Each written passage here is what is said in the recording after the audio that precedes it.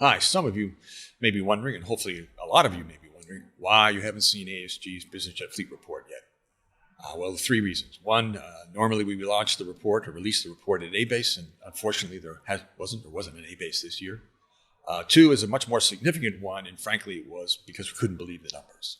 And that's not because the numbers were so bad, it was because the numbers were so good.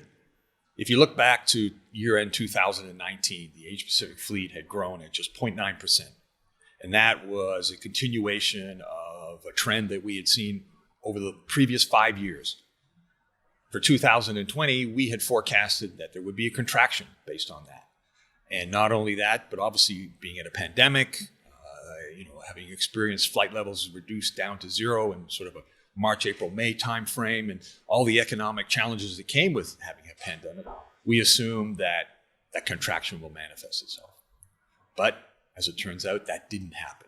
And you may be saying, well, what do you mean it didn't happen? Well, it looks like the Asia-Pacific region stormed back, if you will, and we'll see growth of 2.2% for 2020. You have to go back to 2017 to see similar numbers. And that growth came from pre-owned aircraft being added into the fleet. In 2019, the split was pretty much 50-50 between new and pre-owned deliveries.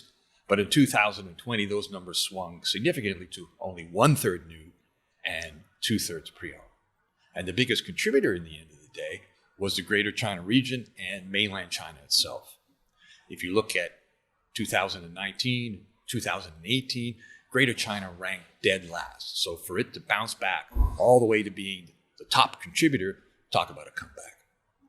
And that obviously then means a lot of the Chinese operators fared very well in 2020, both big and small, frankly. Looks like, again, we'll see Sinojet leading the pack as far as being the biggest operator in the Asia-Pacific region. So my hat's off to Jetty and their team.